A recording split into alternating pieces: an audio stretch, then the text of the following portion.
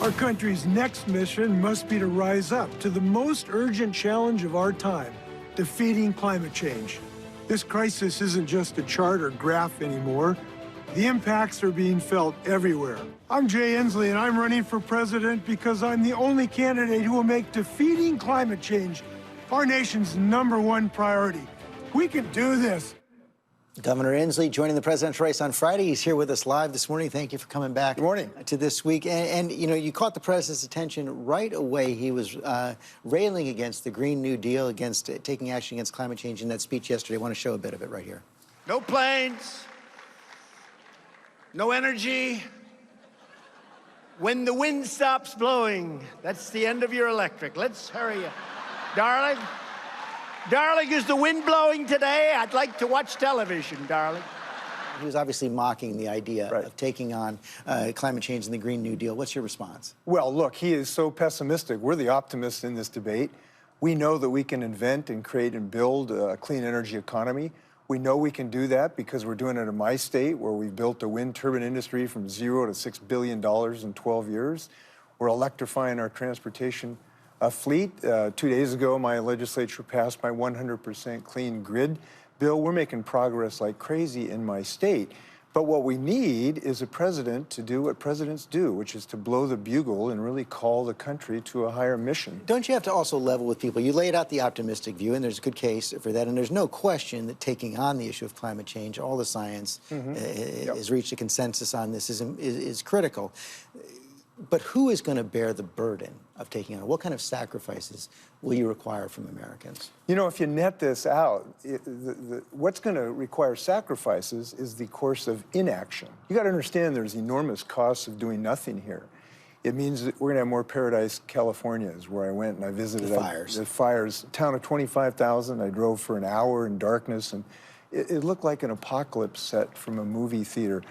That's people are going to bear this burden, particularly frontline communities, marginalized communities who are going to be flooded and burned out. In my state, our kids could not go outside because we had the worst air quality in the world in Washington state.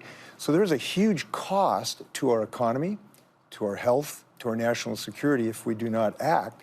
But there's an enormous economic advantage by embracing clean energy. We're experiencing it today, where we're spinning carbon fiber for electric cars in my state, where we're making biofuels.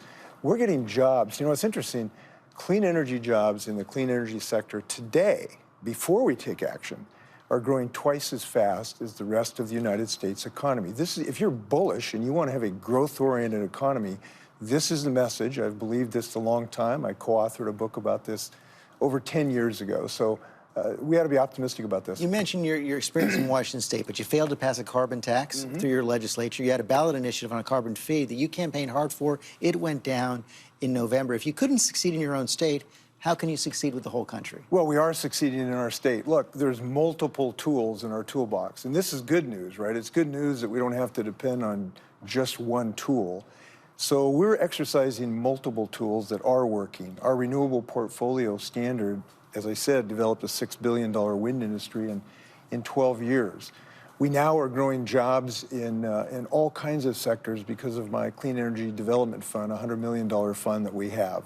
We're electrifying and put people to work in software dealing with the integration of batteries, new battery technology. In fact, my neighbor's kid just went to work making batteries to integrate in renewable energy.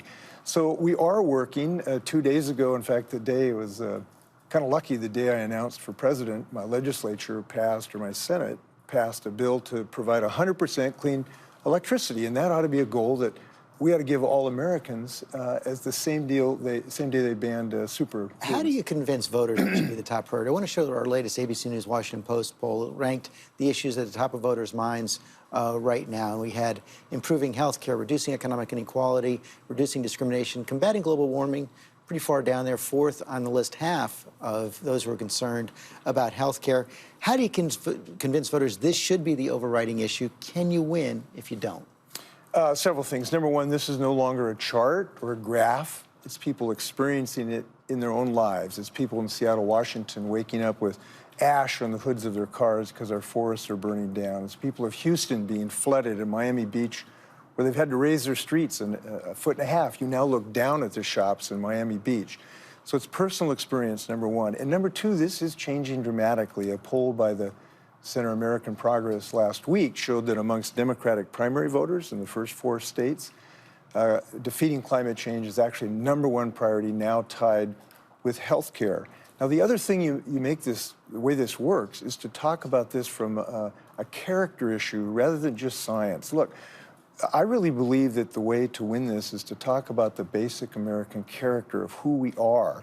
We think big, we go to the moon, we invent, we create, we build, we lead the world, we don't follow it. We don't fear the world, we lead it. And I think we have got to argue this from a character standpoint and an optimistic standpoint, because that's what wins in America, and I truly believe that. Governor Inslee, thanks for coming in today. You bet, thank you.